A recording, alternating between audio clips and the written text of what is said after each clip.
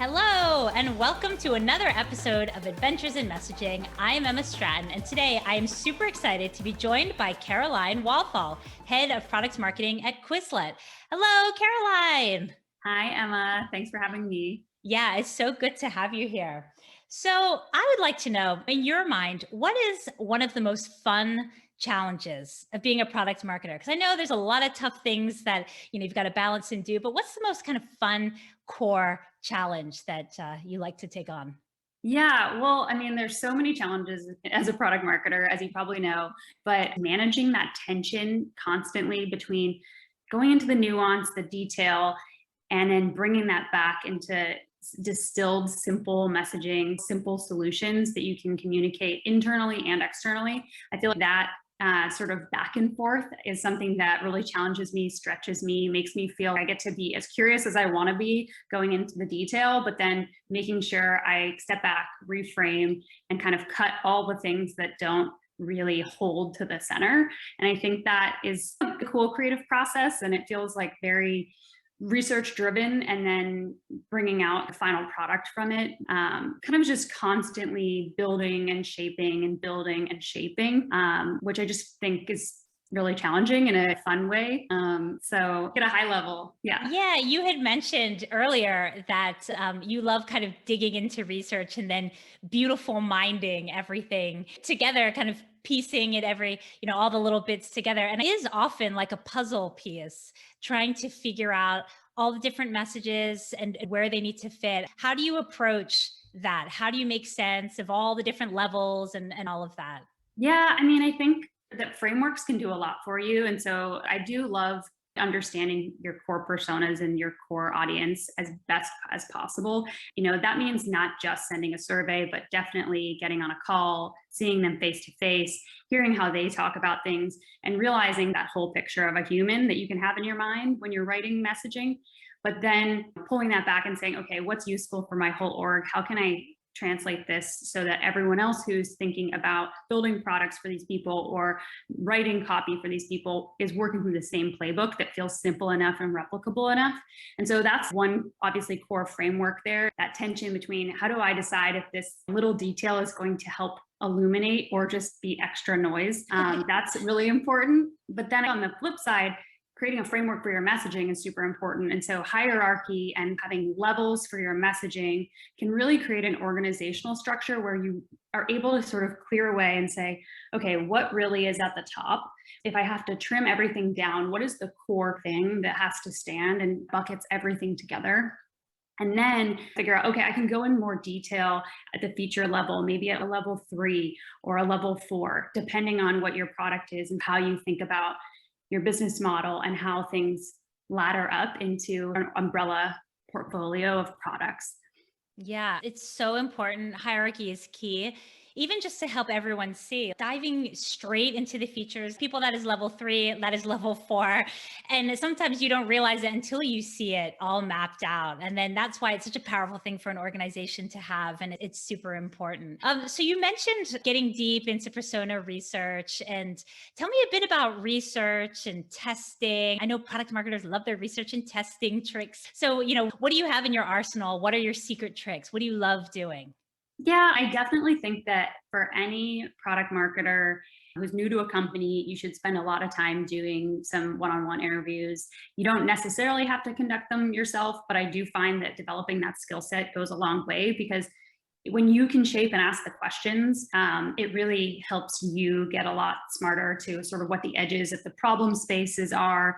It helps you ask questions that a researcher might not ask, that are more about the perceptions or the words. How might you describe this to a friend, right?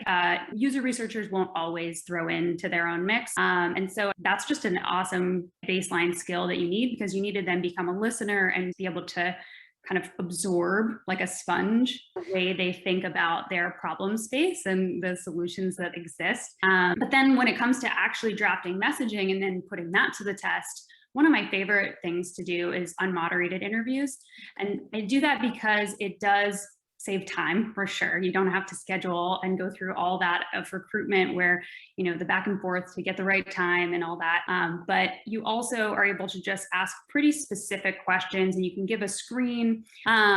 So at times I've used usertesting.com, which is more for product interface testing, but it can be hacked to test messaging. You can create a slide deck with particular messages and ask people to talk you through what's their most favorite, what's their least favorite, what words do they respond to, what sounds unappealing, questions like that. And when you hear and you ask why as part of the prompt, and you hear why, that's where there's a lot of insight and nuggets there that can help you say, okay, this is in the no list, this is in the yes list, this is in the maybe list. We have to feel this one out more, because it's kind of, some stuff is a little bit of a wild card where some people really like it and other people are like, ooh, I don't know about that. And edgy, sometimes that's good, but I think that it's super helpful to do that and be able to do it at not massive scale, but at enough scale, maybe 20 participants or something like that.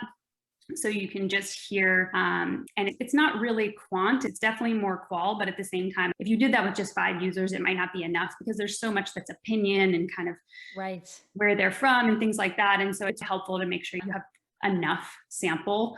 But there's also this other very interesting research platform. I'm not sure I totally recommend it, but it's interesting. It's called Qual Now, which allows you to do unmoderated interviews where you also have a multiple choice question. And you can say, choose your favorite and then explain why. And it's video based. So they record a video for each one about, oh, this one appeals to me most because this, and here's why. And I've gotten a lot of really interesting insights from it. It's definitely a little more of a homegrown solution, I would say. So do that with caution, but at the same time, it's interesting. And I like that it has that focus on videos that are short, all under about a minute. It takes a little while to go through it, but it's a really great thing to be able to then pull into decks and say, oh, here's how our users are responding to this language. Yeah. Here's how they would say this in their own words. So big fan of unmoderated interviews. I just think it's an interesting way to kind of get a pulse check. Yes. Yeah. I mean, so out of interest, in your own experience, have you ever found out something was just like, you thought it was a yes and it was such a no?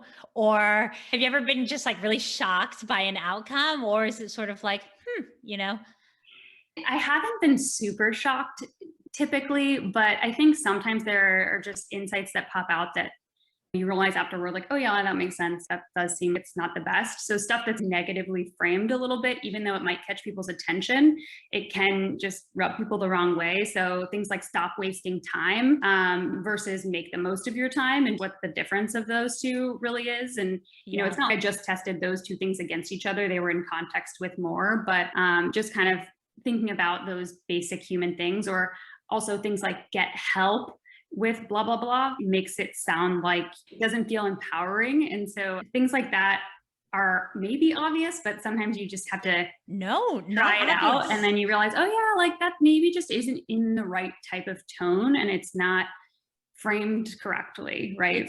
I think it's super fascinating, because of course your audience, is it teachers and parents or students? Yeah, students primarily, and then teachers. Yeah. And that's a really interesting audience, with very different from, IT directors, right? Very different. Very refreshingly different, perhaps. Yes. But you're touching on a really interesting thing. We often were focused on, are we talking about the right feature, the right benefit, the right value? But word choice, words can rub people the wrong way. I, somewhere like on LinkedIn, but certain words, rub people the wrong way, or they're not believable. If you blanket state superlatives, if you say like, it's impossible, or the best, or the only, people are like, no. Yes. 100%. I do not believe that. And for us, like, ace your test is, even though we can help you ace your test, they feel like it's either trite or just over promising. Yeah, it is. So that is just like a really interesting insight, that words can rub people the wrong way. And that's something that can come out of these unmoderated, groups. So that's a really great technique. So thank you for sharing. Of course. So something I love to ask product marketers like yourself is, if you could get in a time machine, go back in time, talk to yourself when you were starting out in your marketing career to do something differently, what would you tell her? So many things, truly. But I think one of the things that I would definitely tell my younger self is to really adapt a test and learn mindset. And I knew that was a thing I should be doing, maybe, but I didn't really know how to do it. And I hadn't really seen it demonstrated around me where I had been earlier in my career. And so I think if you don't have a good example of how to do that, I would definitely recommend seeking out, different resources, talking to other marketers who have set up testing plans so that you can start to learn that way. Because when you are constantly iterating and putting things out there into the market and getting feedback then directly from the market on a particular metric that you're looking at, you're driving, you are forced to just kind of move a little bit faster. You're forced to look at what happened, try to draw conclusions from it. You come up with better hypotheses next time, and you just learn so much faster if you have that cycle that you start to feel comfortable with. Because I think the tendency can be when you're new, it's like, oh, I really want to work on this more, or I want to get it exactly right.